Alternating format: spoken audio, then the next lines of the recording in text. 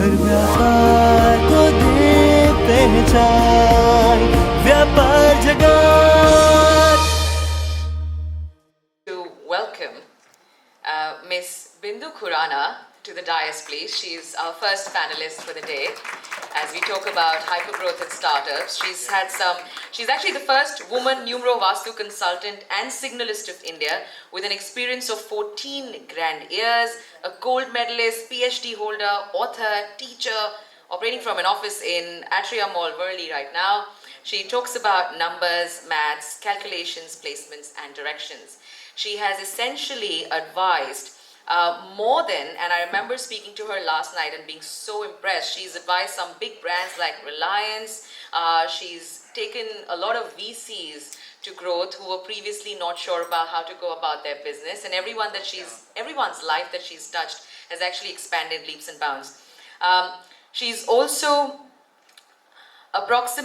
she's been part of Mother's World, Today Women, Wow Magazine, newspapers such as Mumbai Mirror, Mayapuri, Free Press Journal, Meri Saheli, India Today, and TV presentations on Astrovani and Zee, Amazon, Flix, Manshastra web series regularly. Her database of clientele is over 6 lakh individuals and companies. That in itself is tremendous. Thank you, Ms. Khurana, for joining us. I don't want to keep you standing. Please, wherever you feel comfortable being seated. And her belief is destiny is now in her hands. She has also won the Nostradamus Awards in Bangkok, the Bharat Bhushan Award in Delhi in 2019, and she has the International Speakers Award, BNI Achievement Certificates, Woman with Substance, Special Achievers Award, Woman of the Year, and many more. I think it will take us another 15 minutes to go through her bio, so I'm going to stop here, and please, if you could give a round of applause to Ms. Bindu Khurana again. Our second panelist for the day, I would introduce Dr. Arunagiri Mudaliar. And he is an established, passionate, and intense, as he calls himself, sales trainer. He's a motivator and success coach whose mission is to empower and enable every human being whom he trains to remove their self-created barriers and unleash the dormant potential, thereby living a more powerful, positive, prosperous, and purposeful life. I welcome you on stage, Dr. Sir. And he's essentially worked with more than 10,000 He's held more than 10,000 sessions and worked or trained more than 1 lakh people across 25 years of his career. And we are very, very happy and privileged to have him here today because we're going to touch upon some interesting things around growth, whether it's personal or whether you're based out of a corporate setup or in a startup. So thank you so much for making the time. And we're very glad to have you here.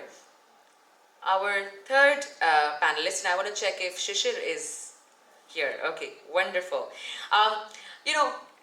One of the things that I would like to talk about Shishir, and at some point I'd like him to introduce himself because I think he's done such great work. He comes from Panji, Goa, and what he does is truly tremendous. He teaches people how to raise money, whether it's equity or debt. And interestingly, in all the conversations that I had yesterday, he stood out because he said that people do things for different reasons. So there is no one formula for success or growth, as we speak about what we're going to discuss today, which is managing hypergrowth. And he also spoke about how he's trying to educate people about how to raise funds, the difference between debt and equity, where everything becomes important. And there's a list of achievements he also has. So give me a second because we have your LinkedIn profile and not a written profile. So I apologize for that. But Shishir has funded 127 startups. He's ranked number 4 in the world for VC and startup consulting. I think that's brilliant in itself. He's the CEO, formerly the number 1 fastest growing internet company in the world. He currently runs startuplanes.com. He has multiple businesses to his name.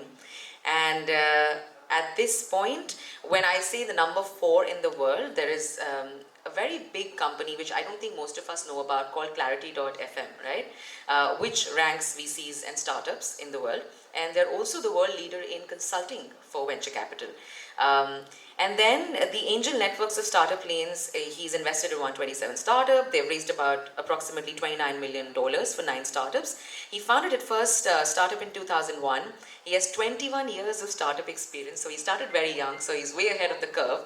And 2 years of family business. And now, of course, he also consults on investment banking, and he's authored a book called Startup Easy. By the way, Dr. Arunagiri also has authored 5 books, and I think his 6th one is on his way and going to be launched in January sometime this month. And I would like to request Shishir to please come up and take his place on the dais as well.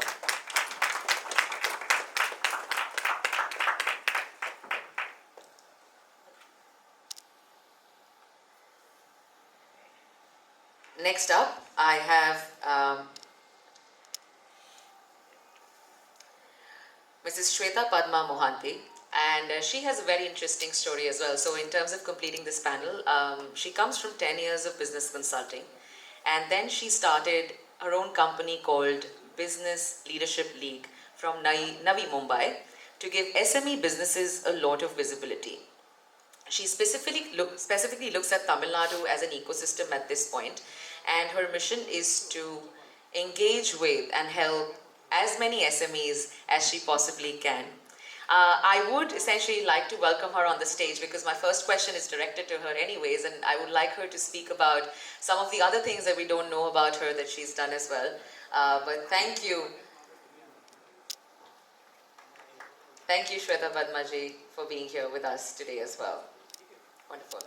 So we have 2 mics for the panelists here. I'm going to keep standing here if you don't mind, because otherwise I won't be able to look at your faces and engage. Is that okay? Absolutely fine. Wonderful, wonderful. And please help each other.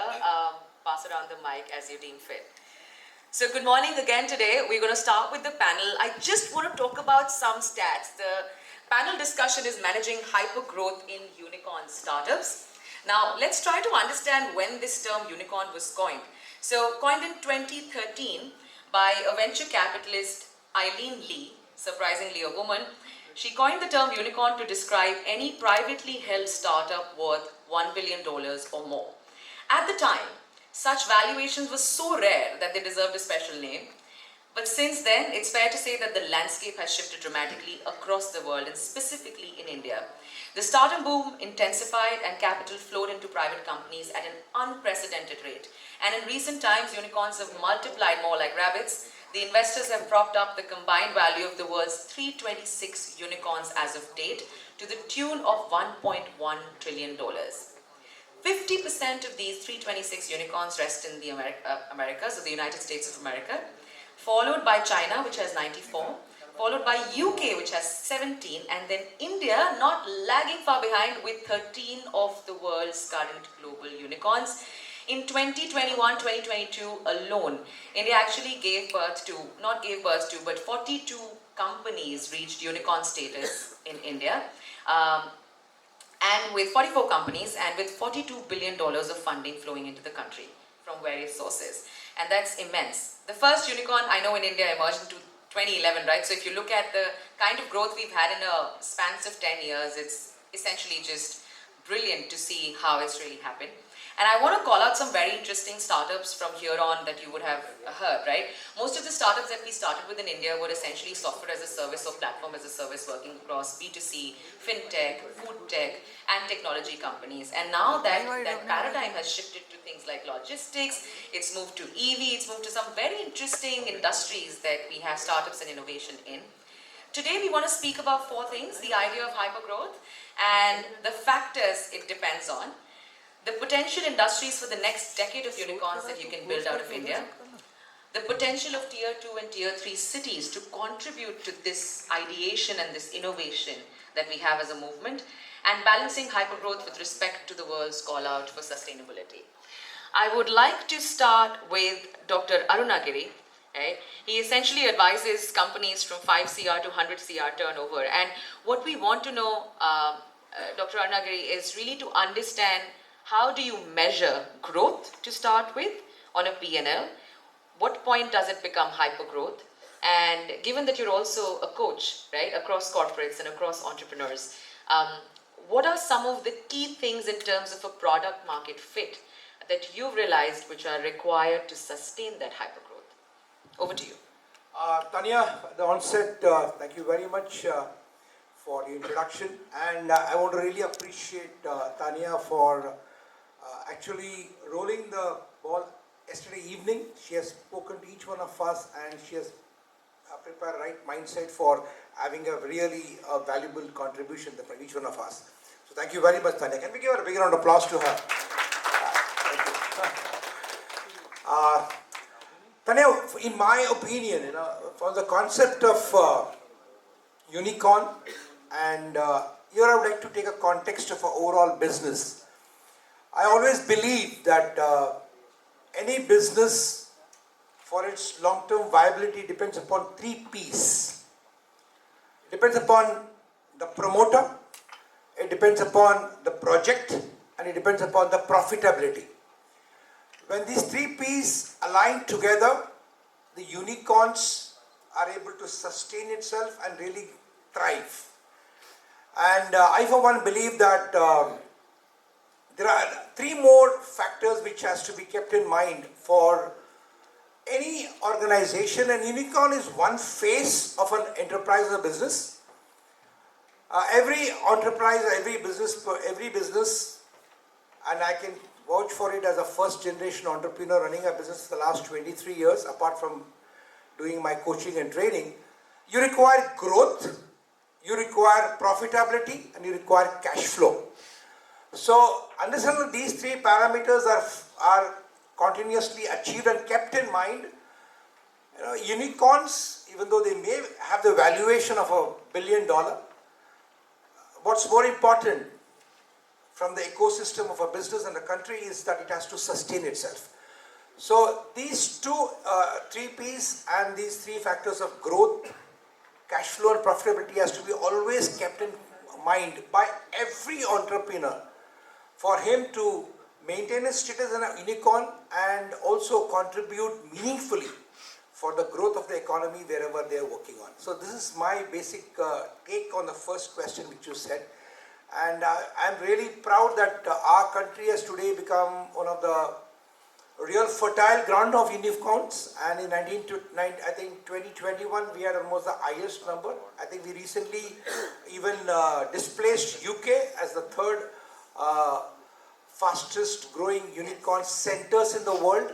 It's a very proud moment. And Tanya, as you rightly said, this country is a golden land, was a golden land, and I for one, as a patriotic Indian and also as a person who has been in the field of entrepreneurship, training and coaching for the last almost 3 decades, I can see that we have the right leverage point for us to take off to a different level.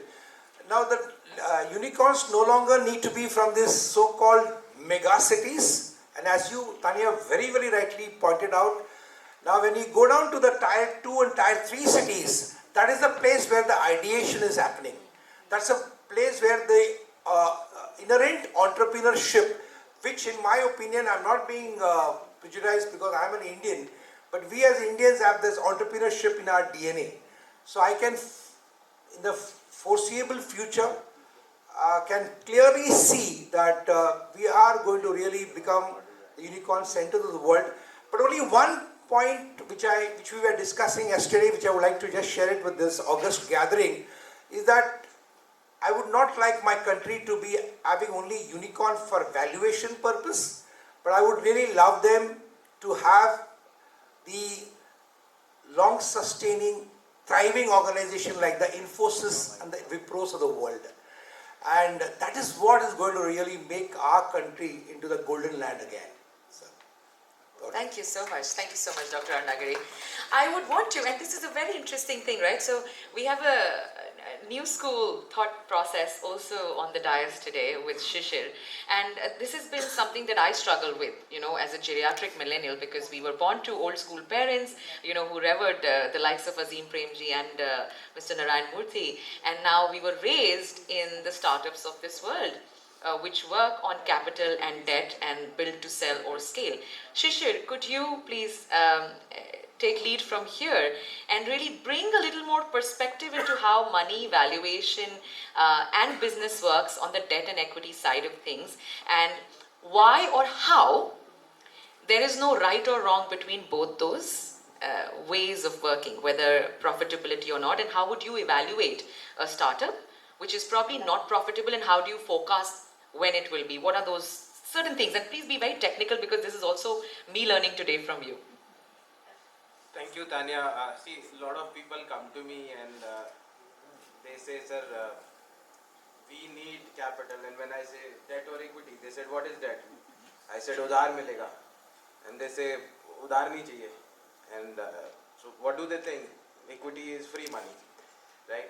So this is a myth in our country. A lot of people don't understand. See, debt and equity has to be a mix. You need to create, you can't just keep on raising. And a lot of entrepreneurs, I'll tell you, they think they should raise in one go. A lot of people come, when I ask them, boss, how much do you want? Sir, 5 crore dila do. What is your revenue? Sir, 50,000. So they don't understand. They think, they might be getting valuations. One guy contacted me. I said, I'm making a lot of money. I said, how much? He said, 20 lakh rupees is my annual turnover. And I said, what's your valuation? He said, 200 crores. Right. So again, it's not wrong. This is the myth, because they are not being guided. There is no particular book which can tell them how this works, what is the right way. We have been watching TV shows and trying to grab things. I have been, when I started in 2015, I was not knowing what is startup, right? So I have to unlearn a lot of things. We are grown up in an ecosystem in our school where we are told that you should not copy, right? But when I started learning and understanding, then I got to know that you should start with copying. You need to copy leaders, right? So we think that copying is bad, right? But when I ask people, and a lot of people debate on that, I ask them, boss, what do you call this if you copy Amitabh Bachchan? What do you call it?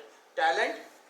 Or this is something which is bad? He says, sir, this is talent. You can't copy Amitabh Bachchan, right? So this is talent. Then I said, why don't you copy Elon Musk? Or why don't you copy the products, right? Why don't you copy Tesla? Why can't you copy Google and make it like your own, right? So this is the talent.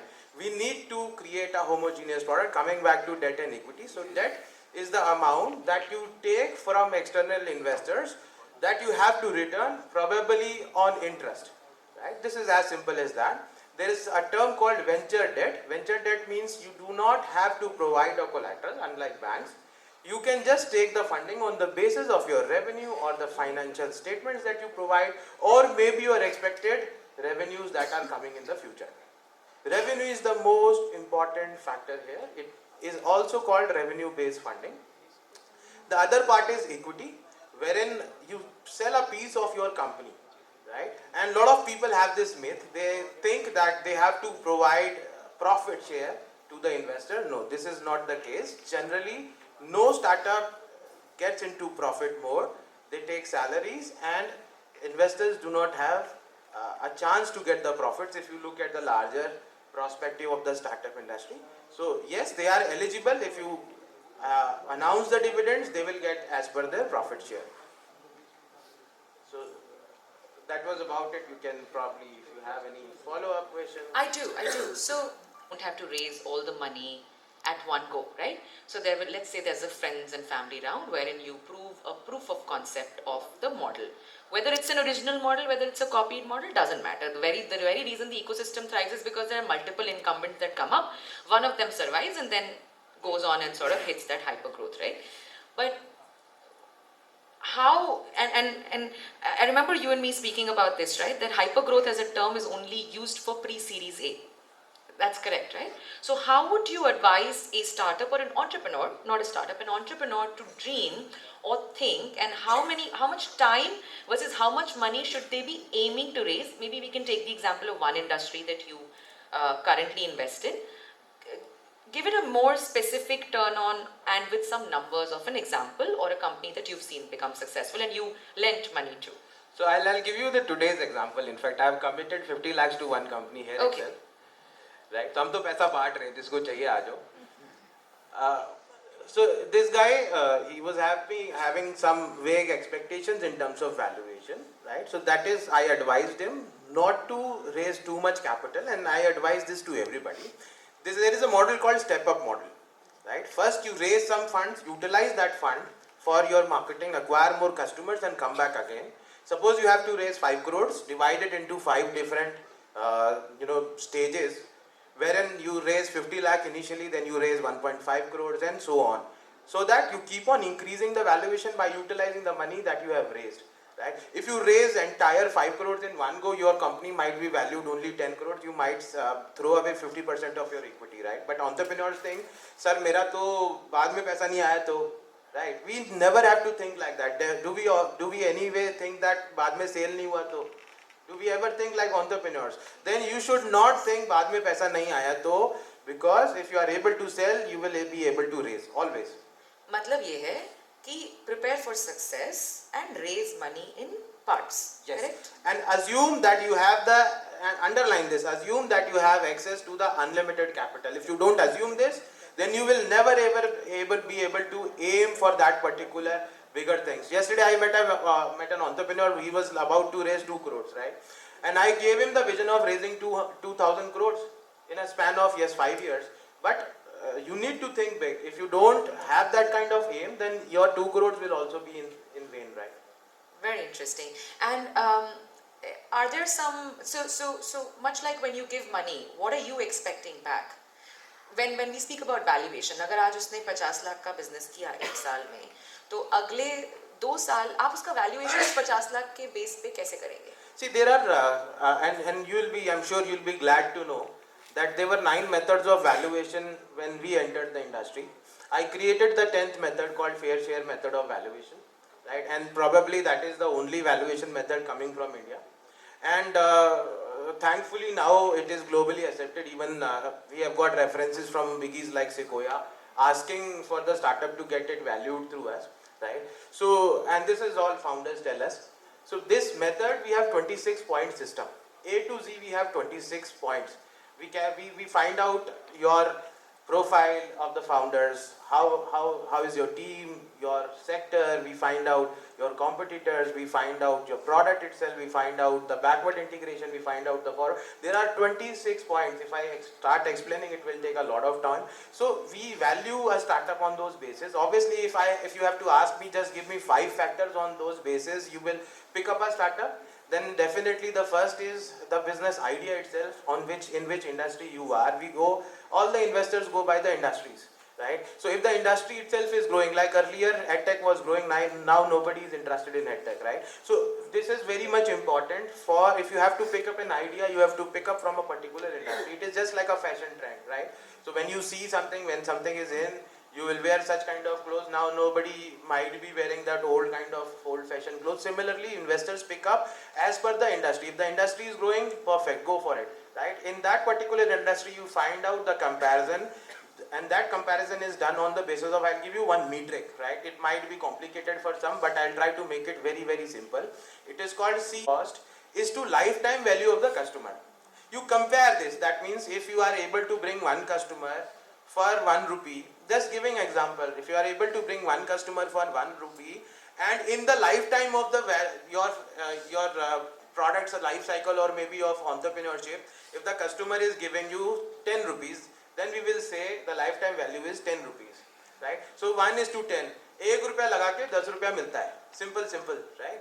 And if your EV, enterprise value, is to revenue multiple is say 5. I'm just taking an example. There is a multiple based upon the revenue. If it is 5, that means 1 rupee invested will create 10 rupees in revenue, will create 50 rupees in the valuation. 1 रुपया लगा के 50 लाख रुपया valuation में मिल जाएगा. It is very, very difficult. 1 crore कमाने में for a normal entrepreneur जान लग जाती है, 5 साल लग जाते हैं. All the entrepreneurs might be knowing this, right? 5 साल लग जाते हैं, 10 साल लग जाते हैं, 1 करोड़ profit नहीं आता, right? But 1 करोड़ की valuation लाने में you have 5 minutes of PPT presentation, that's it, right? So you get 1 crore valuation very easily. पैसा कमाना बहुत मुश्किल है, but पैसा बनाना बहुत आसान है. When you get, and what is unicorn? We were discussing. Thank you for sharing about the unicorn. Unicorn status when is the time when you are able to raise at a $1 billion valuation.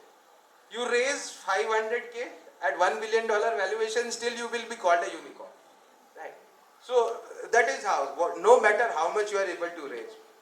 So the most important point is the industry, then the market. If the market is small, we should not go about it. Market has to be mass market.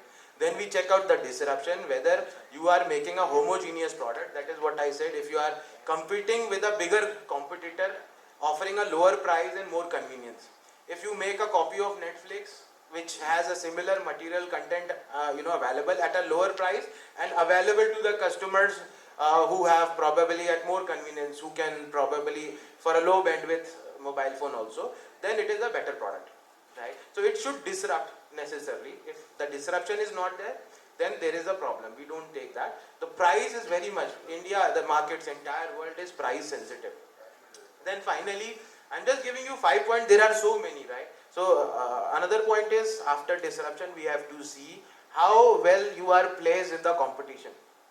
If your organization is not as efficient and effective as the other opportunity that I have, then probably I have to skip your opportunity, right? So this is comparative, because the industries are crowded. You will get 5, 10, 15, 20 such applications from the same segment. So you need to pick up the best, right? And finally, you have to check whether this startup will be able to do IPO in next 5 years. If the startup will not be able to do IPO in next 5 years, we probably will skip it. Okay, thank you so much, Shishir. That was intense. I think there's going to be a lot of audience questions coming your way after this, but I want to move to Dr. Khurana, please. And Ms. Mohanty, I'll come to you right after this, because I want to end with you. I think there's a very sophisticated positioning that you will close this on. Dr. Khurana, you have a business which is, I think faith as a business is big in India. Numerology and astrology is big in India, but very little people take the time to go behind the science of it. In terms of the number of years of experience you carry, I think it'll be very interesting to understand the mathematics of what you do as a service to most of the clients and some of the big names that you've worked with, whether it's the VCs or it's Reliance. And maybe after that, we'll take a live case. Sure. So if you could summarize your work in 5 minutes of how the logic works, and then we'll do a little bit of a jumla with a live case. Great. Thank you, Tanya, for that question. And on a lighter note, I believe that India, Bharat, works on 3 things, ABC of India. A is astrology, B is Bollywood, and C is cricket. So these are the 3 things that we work on completely. A comes first, you see. Coming back to the question that is asked to me, we are here to talk about the growth show. We are here at the Vyapaar Jagat growth show. But growth cannot be on quicksand. It has to be on a strong foundation. If it is on quicksand, we will all collapse. Now, what is our foundation? Our foundation is our name, our pehchan, our identity, which is a personal name or a company name. Each name consists of alphabets, and alphabets represent numbers. Each number has a vibration, has an energy, and has a calculation. We are in a maths, ganit mein hai hum. So everything in life is a number from the time you're born to the date you're born, your height, weight, figure, your pulse rate, heartbeat, blood pressure, body temperature, car, train, plane is a number. Shoe size is a number, address is a number, specs is a number, appointments, arrival, departures is numbers. Numbers or maths is the only subject you can get it all right, or you get a big anda. So we have to work on the calculations. So everything is number. When they're raising an equity, or you're raising a debt, you're raising an amount, it's a number. And these numbers talk. I'm known as the queen of numbers. So I eat, sleep, breathe numbers, by the way. Coming back to that, how do we actually help? So we start with a number. We start with your name, the right calculations of your company name, and how you can actually work and move ahead in life. So when I work with any company, I could take the name and decode it. So I break it up. So if you are seeing on the Vyapaar, which is VYAPAAR, to me it is 611812. Does it make sense? No. But that maths talks. It says something. So we decode it If it is correct, thumbs up. If it is not, we recreate it, we respell it. We could add an extra A or remove one A. Or for that matter, if I have to do the spelling correction, I can just write a triangle. This is what we did for Reliance, the Anil Ambani group, when they were in the major mess.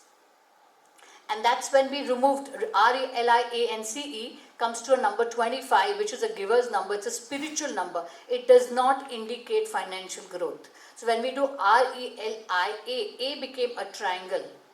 The line was moved. So it became a symbol. The symbol has its own look, but the maths changes. It became 24. A is equal to 1. So that's how we recreate the spellings. And this is where we can work with any company. So it could be a tiny company, it could be a minor company, it could be a very small, or it could be a big company, a big brand, it could be a VC, it could be anything like a unicorn. So when I work with the unicorns, I work with 9 unicorns, and what do they do with me? They will send their list of people whom they want to invest. This is for you, sir. So, we're here to network, and that's how we have to make the business. We're here for that. हम जब व्यापार करते हैं, व्यापार का मतलब ही है business. We're here for that. And each one of us will handhold so that you grow and I grow and we all grow together. I think that's the agenda, correct? So I'm meeting you for the first time, but I know that what is your vision. I've understood. The moment I saw, and I'm very, very patriotic. I don't know, most of you are not aware, but I have written down in 2020 a note to Mr. Modi and said, okay, numerologically, India comes to a total of 12, which is the number of sacrificing and suffering. And if we rename it back, because we were Bharat, and if we call it BHARAT, it is coming to 15, which indicates a magician's number. तो हम सोने की चिड़िया दोबारा बन सकते हैं, not on the basis of any political, not on the basis of any religion, but numerologically, if this can go ahead, I would be obliged. So I got a reply that I had to collect 1 lakh signatures, which we did. I think everybody was free in lockdown, so they all obliged also. So officially India is now called Bharat. And if you notice, Mr. Modi never says India. He always says, Hum Bharatiya, Hum Bharatvasi, Bharat Hamara Desh. Even on the flight, it's written Bharat. It's not written India. Kindly note. Of course, it's very difficult to change the spelling of a country. It takes you years for that. But coming back to the same thing, that when we are doing something for our country, this is a very Hindutva, very Indian and very, very basic Bharatiya knowledge. So I really highly recommend people to really join this and get into something which is very, very Indian, and we can really work well. So when I work with 9 unicorns, what they do is they run through about the 10, 12 shortlisted companies they're gonna fund. I study them, I study their numbers, I evaluate them. Of course, we have to see the authenticity, whether they are really hardworking, in short, whether they are genuine people, and they need the funds, they need the money, and whether they will deliver what they are speaking. So we see the authenticity, we calculate that, and if there is a spelling correction, I do tell them that I would suggest this, or I would tell them to do this in their logo. जैसे हम कहते हैं ना, logo का काम है कहना, the logo speaks. The logo denotes you, it talks about you, it tells you who you are, how you are, what is your actual symbol. वो हमारी मोहर है. So in a way, how you can actually work on these certain things. People overlook this. See, the science is there and it is written in the Rig Veda. It is coming from our Shastras. It is not a new science. It's highlighted, yes, thanks to mass media and thanks to a lot of new techniques that we have come up with. But ideally, this Anka Shastra or numerology is a science which is an ancient Hindu Rig Veda written, documented science. So why not use this science to our benefit? How many of you have followed on a GPS and driven your car and come here? Most of us. We went on the GPS. Why are we following the GPS? Because we believe in it. So I study and give you your personal GPS. What works for you, when it works for you, how it works for you. Are you good for partnership? Are you good for individual work? Should you work as a co-creation and as a joint venture, or should you work individually? What colors are good for you? What numbers are good for you? Which years are good for you? Which months are good for you? Which days are good for you? Which dates are good for you? And what time is good for you? समय से बड़ा या बलवान कुछ नहीं. Okay, so your समय, your time has to be right. If it's not good on your name, take it on your wife's name or your spouse's name, your brother, your siblings' names. but to try and see what is the best calculations for you. So we study that chart, and that GPS is given to you and you need to follow it. Do we ask the Google every time, or we ask the GPS, are you going right, are you going right, are you going right? No, we follow it. And that GPS helps you to know what route is the shortest route for your success. Because if you're here for growth, and if you have your own GPS, and if you are able to reach the shortest route, whether it is from a joint, whether it is from getting the funds, or whether it's from a unicorn, or whether you're getting it from a VC, or you're getting it from any personal funding, your growth is definitely there. Sure. Thank you so much, Dr. Khurana. So well, I'm impressed already. I need to set up a meeting with you. I'm after not this. here to impress, I'm here to express. Oh my God, this is great. Thank you so much. So, I know we've done this and maybe we'll get some time to come back to you and do some numbers. But Ms. Mohanty, please help us understand some of the work that you do through BLL. I know you've been at some very prestigious organizations throughout your career. And maybe help us, understand a little bit about the Tamil Nadu ecosystem and some of the industries that you're looking to focus on in terms of the next wave of hypergrowth that you see from an ecosystem perspective in India. Thank you, Tanya. I think you're doing a wonderful job, and I have to really express that I was unable to connect with my co-panelists, and I missed the opportunity of knowing all of you. But I will definitely take this forward. I will harp onto this opportunity. So here is a man sitting on my left who tells startups how to grow. Here is a man sitting on the right who knows everything about how to get the money. And here is a lady who is a queen of numbers. So let me talk from an entrepreneur. I will represent the voice of an entrepreneur today. Because from what you said, yes, I have worked with very large corporates in business consulting. I have worked with very large, my clients were equally big corporates. And where everything was funded, everything had a team, and everything they invested a lot in strategy. Today, Business Leadership League as an ecosystem strongly works with MSMEs, SMBs I would say, small and medium businesses, which are mostly family managed businesses. So that's a very, very different space that I work in. And Business Leadership League started by me, me and my co-founder, who is my husband, 2019 when we started. So we are still a startup.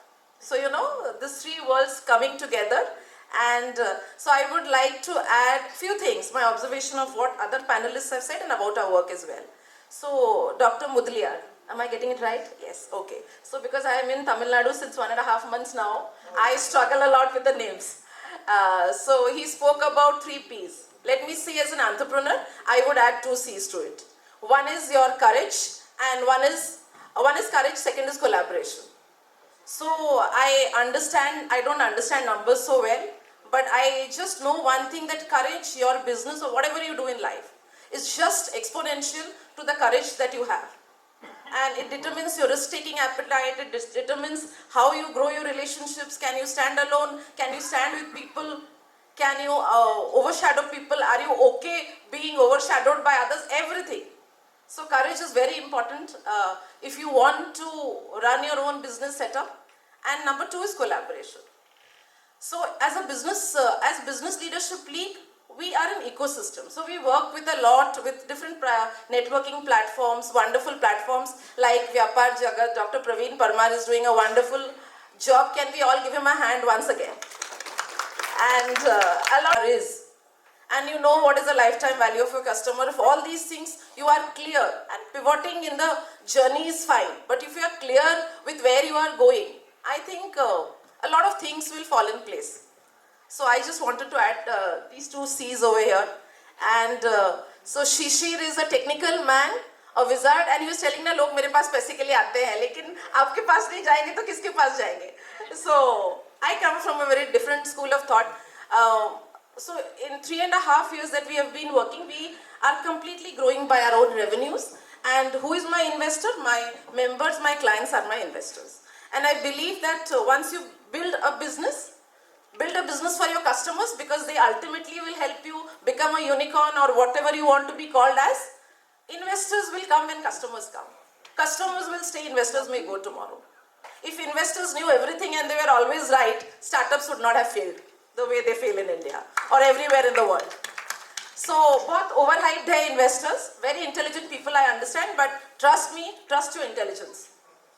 And so this is what I have to say. So in our work, when you spoke about Tamil Nadu, I would say that we started in Navi Mumbai, but obviously we have started operations in Tamil Nadu. But the idea is we are working on this conclave, which is 5 trillion economy. बहुत देश की बातें हो रही थी, भारत की बातें हो रही थी, जो हमारे प्रधानमंत्री जी कहते हैं 5 trillion economy. But we are taking this concept and we are talking about what is 5 trillion economy. But how is it equal opportunity for all? How does every business in this country contribute to it? What is personal transformation? How does this lead to business transformation? And ultimately to this 5 trillion economy story. And with this conclave, we are doing it in Tamil Nadu on 4th Feb, but we are going to go to all the top 10 states of this country. Our target segment is clearly SMBs in this country, but yes, I feel there is so much magic that can happen between the SMBs and startups if the energies and the confluence comes together. And in our Tamil Nadu conclave, we are asking about the sectors. We are focusing big time on electric vehicles, defense and aerospace, because that is very big there. Tamil Nadu has huge food processing and textile industry and IT as well. So we have collaborated with all the major networks, associations, platforms, and bringing all these elements together. And that is what we are looking forward, and we plan to take this mission of uniting entrepreneurs all over the country.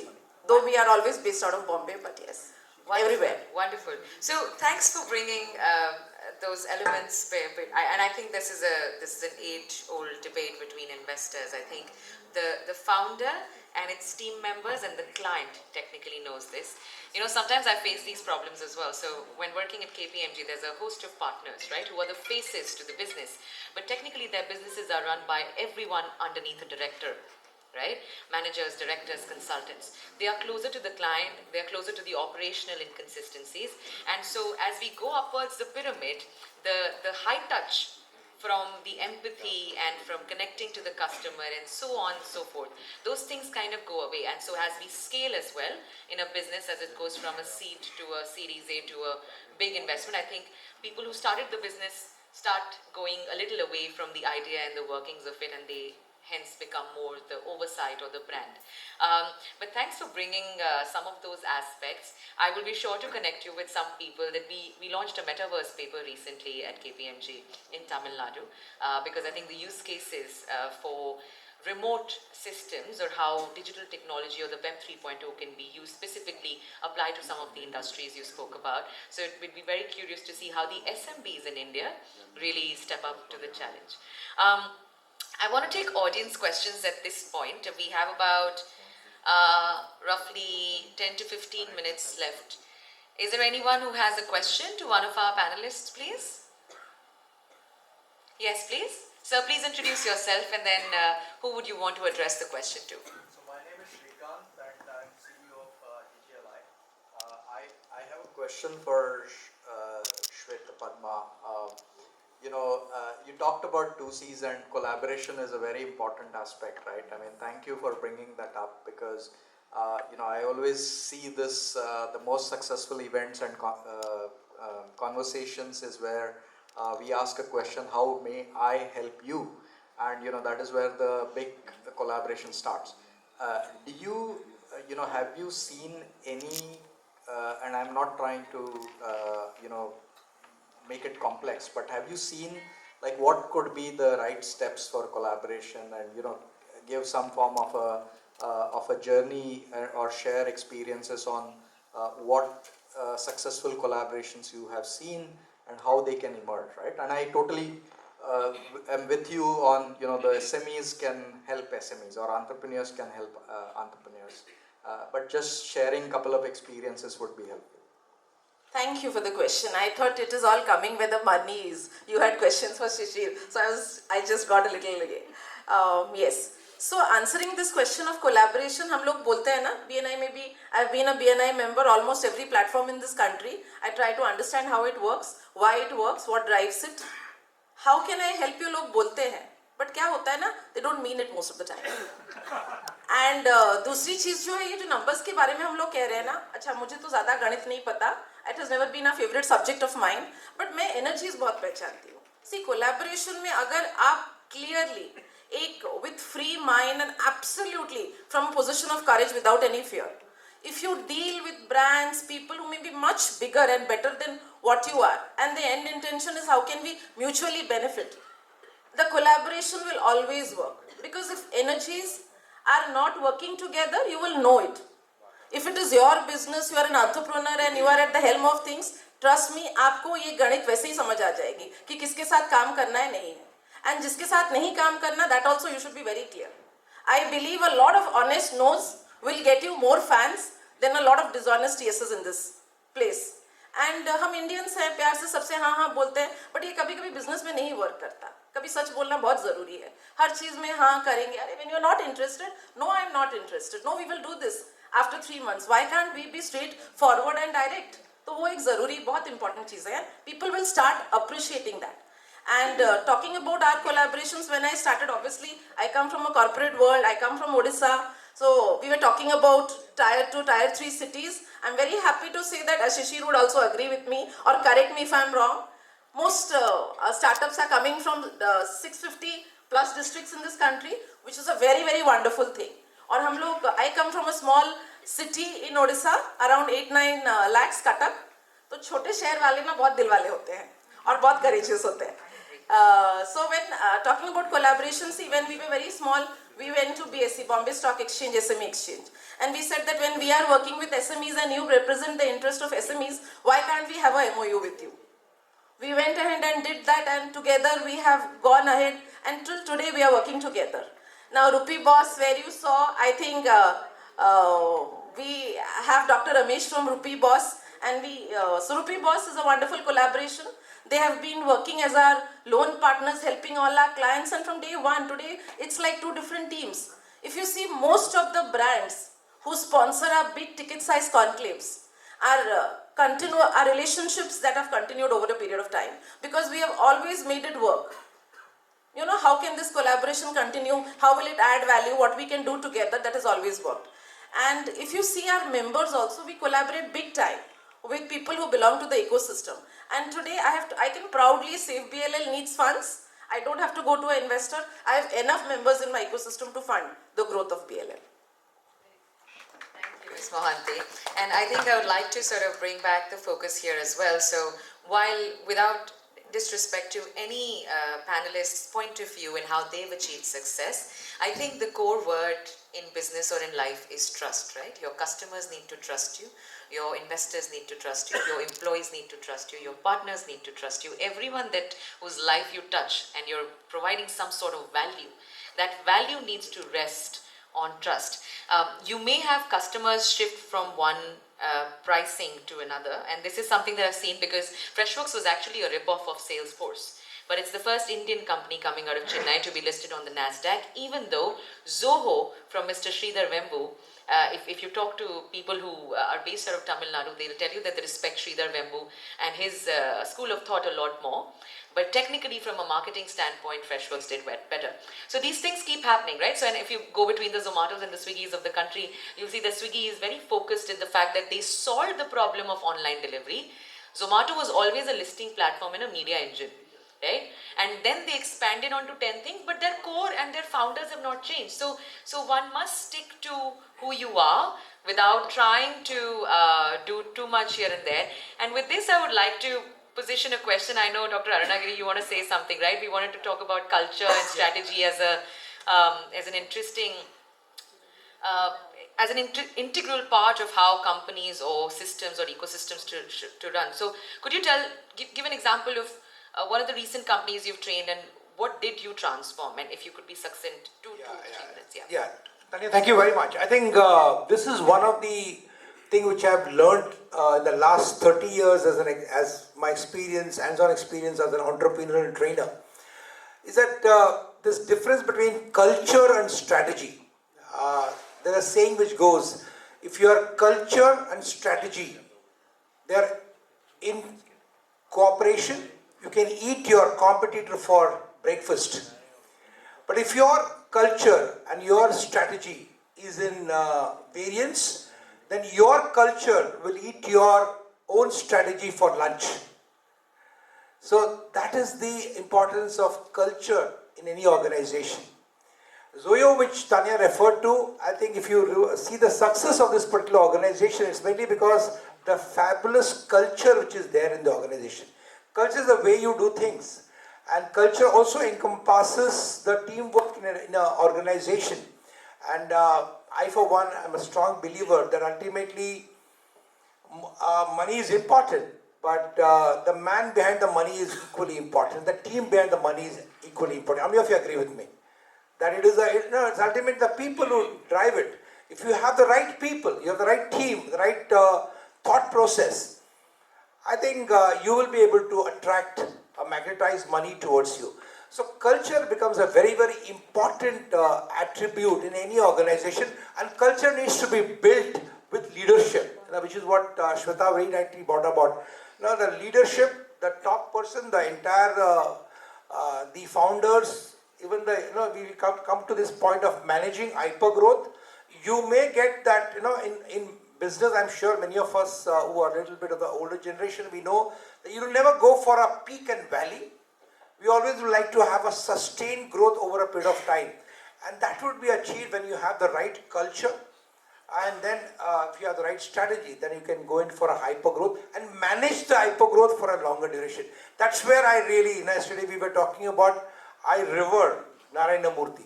I revere Nilankani. I revere Azim Premji.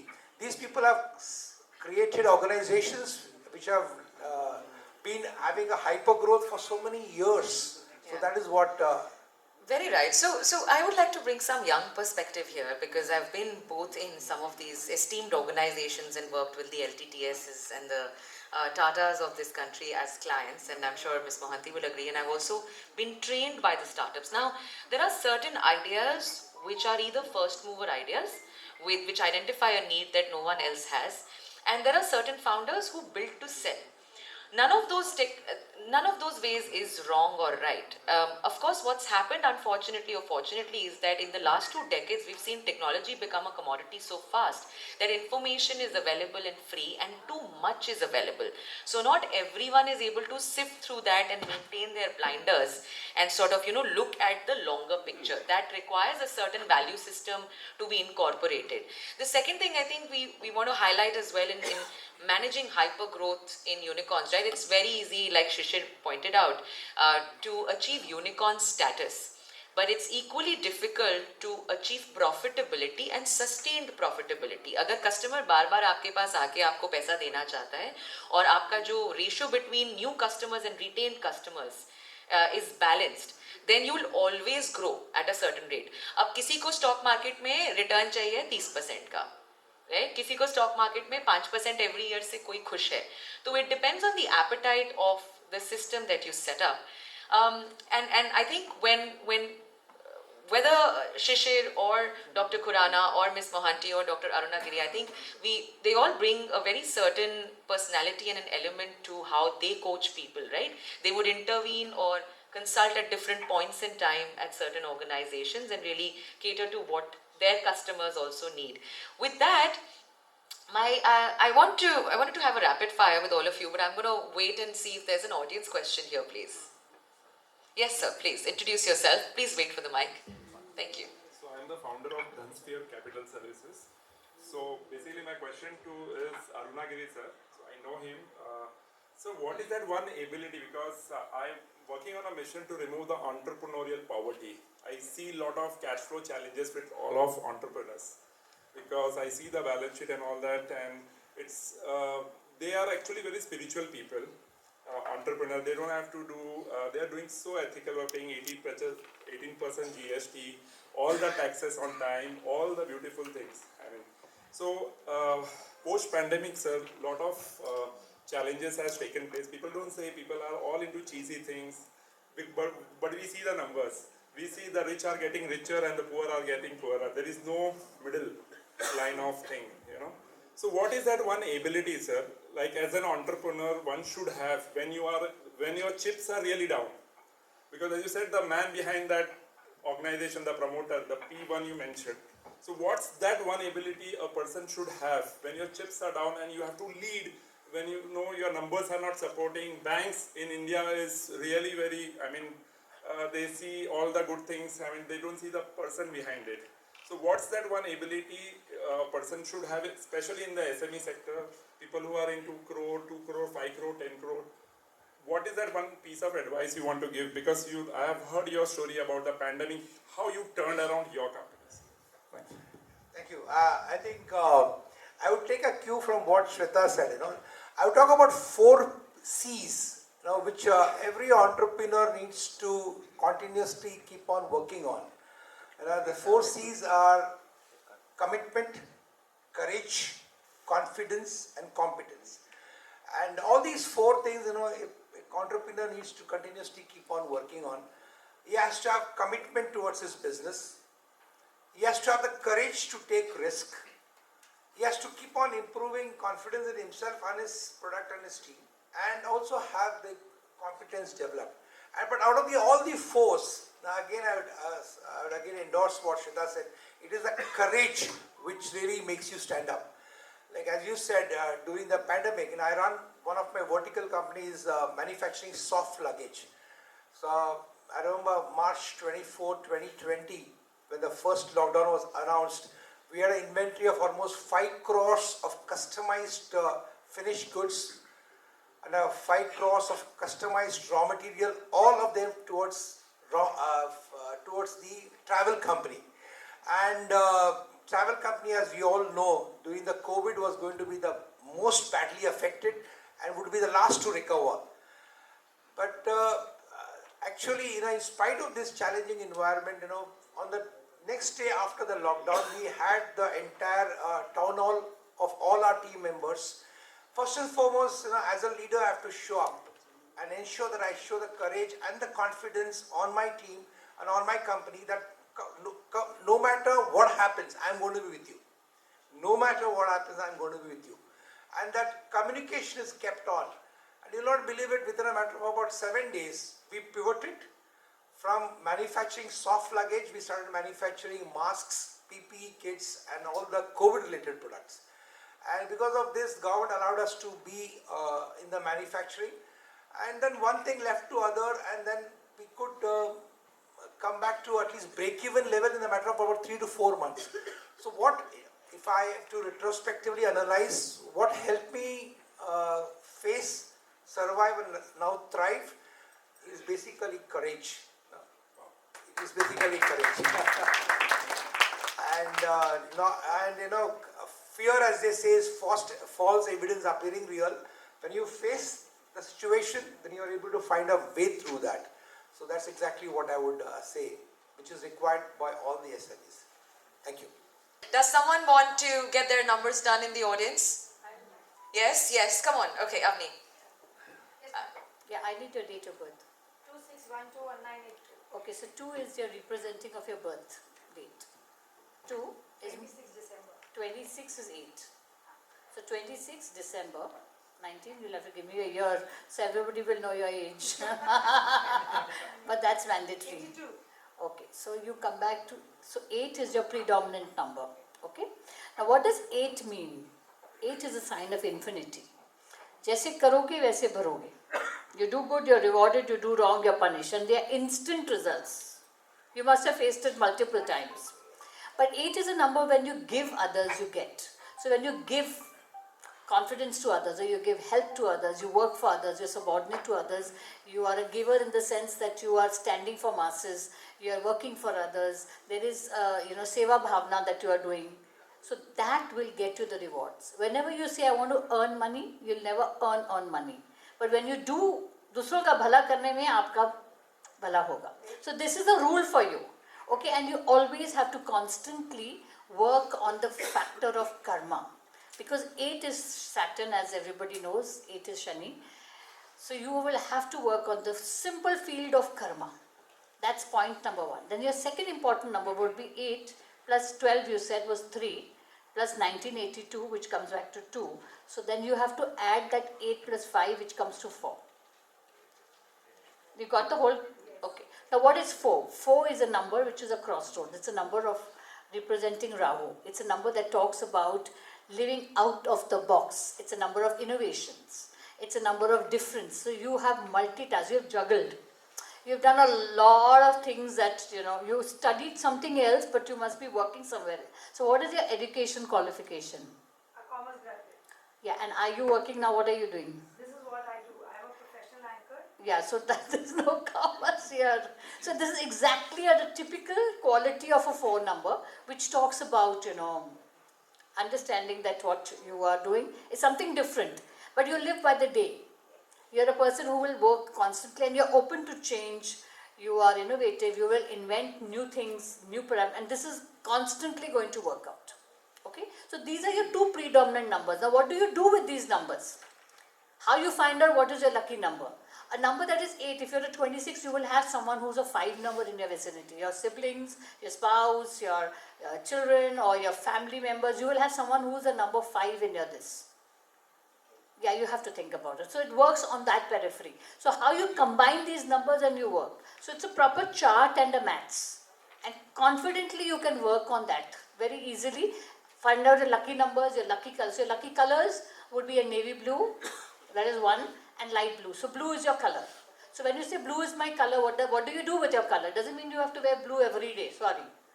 It's a predominant color. So in your bedroom, in your workstation, in your office, most importantly, visiting cards, letterheads, logos should be blue.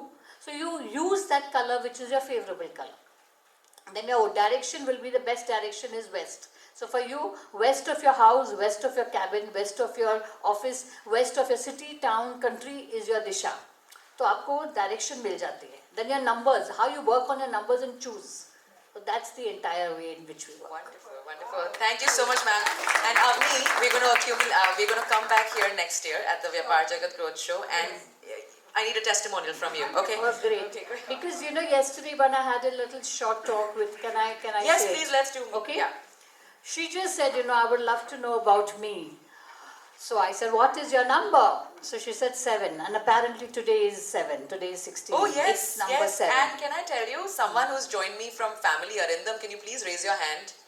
Where is he? Hi. He's also a number 7. 7. Yes, And my then mother's also a number 7. Oh, you're my also God. number 7. I will meet more 7s today because of the date. But very predominantly we are in 2023, which is 7. Don't forget that. So that year, we have to talk about the year which is, so when you say 7, what do you say? 7 number doesn't make sense to anybody. What is 7? 7 is, 7 indicates 7 continents, 7 wonders of the world, 7 sur, 7 colors of the rainbow, 7 seas, 7 continents, 7 chakras, 7 feras, 7 days, 52 weeks in a year. We have it all in 7. 7 is a number of talent. So you should work from your talent, you should work from your intuition. So this is your point, which I would say. An 8 number works through hard work. A 1 number works on the brain. A 2 number works from the heart. A 3 number works on the gift of the gab. Matlab, aap zaban se khaoge. Okay? A 4 number works from, again, innovations and styling. 5 number works through connections, contacts and you have to co-create, connect, because 5 is the number that 1, 2, 3, 4, 5 and then 6, 7, 8, 9. 6 number works through finance, luxury, they should be into. 7 I said again is through your talent and intuition. 8 is through your hard work and 9 is through your courage and absolutely junoon se kaam karna. So if you know your power, you know what is going to choose, which way to go, which route to chase, what exactly you should do, you will work brilliantly. Thank you so much, Dr. Khurana. Thank you. We're so grateful to have you here. Rapid fire for Shishir. Shishir, out of all the Indian startups that you've seen, read about, invested in, your most favorite, and what are they doing? My most favorite is the Burger King. That's India's #1 homegrown burger chain. Okay. We have raised a capital in tune of 30 crores for them. Okay. And so when I understood the model of Burger King, initially I thought probably it's a company which is selling burgers, right? And I asked the founder, Kabir, what do you do? And he said, Shishir, I do a very simple job. हम burger के बीच में से patty लगा देते हैं. So बस वही करना है. So this is how simplification of the process he did, and the MIS that they are handling, the process, the system, that is awesome. I asked him, so they take products from ITC, Godrej, big companies. I said, why don't you manufacture your products?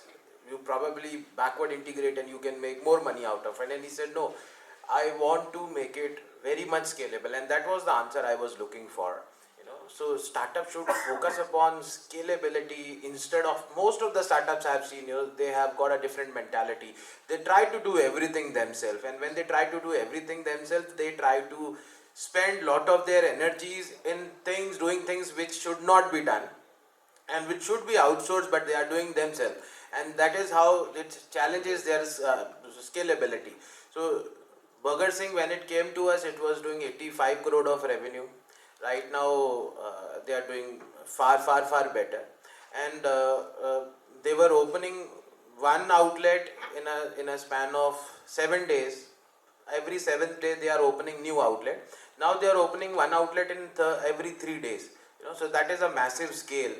Looking at an Indian company doing this and supported by a startup lanes, so this gives me a moment of pride. It gives me a moment of contentment that Indian startup is doing that scale.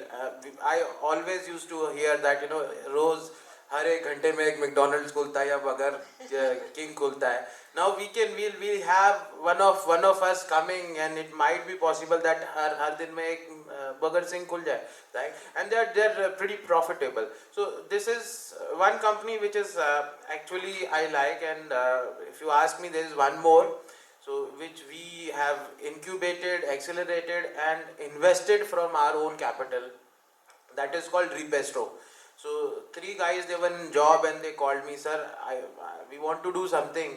We want to do something which is entrepreneurship, business. I said, what do you know? So one of them was selling mobiles, another guy was repairing mobiles, and one guy was into training of how to repair mobiles. Okay, wonderful. So I said, why don't 3 of you together start this company, and let's have repairing, sales and training of mobile and desktops, and that's how this started. And I'm happy to say that we have opened up a model store in Panaji, main municipal market. 3 of these guys have done, so it has been 10-15 days now, and they are operationally profitable already, because in repairing they did marketing of 200 rupees, just 200 rupees on Instagram, and that converted into 2,800 rupees in revenue in repairing. So the model is very good, and India is coming up with Right to Repair Act.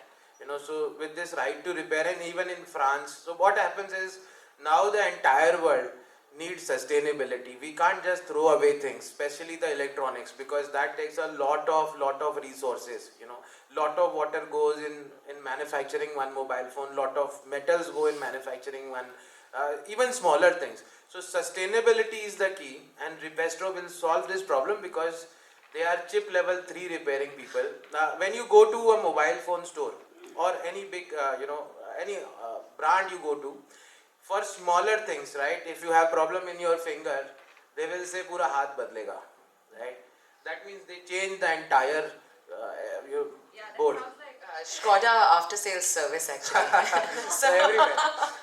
Even my BMW does that. So whatever, if you have to change one small part, like there was one small hole in the light, and they say sir puri light badlegi, right?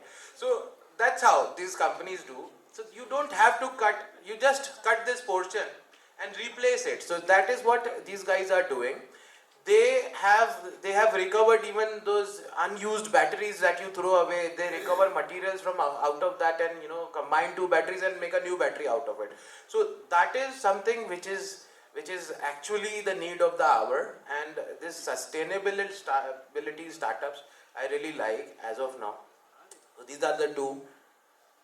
Thank you so much, Shishir. Thank you so much, Shishir. Okay, this is our time panel. I would request all of you if you could come up with a picture. Dr. Pravin, if you want to join, Avni, you as well. Thank you so much. We enjoyed ourselves, and thank you, audience, for those questions.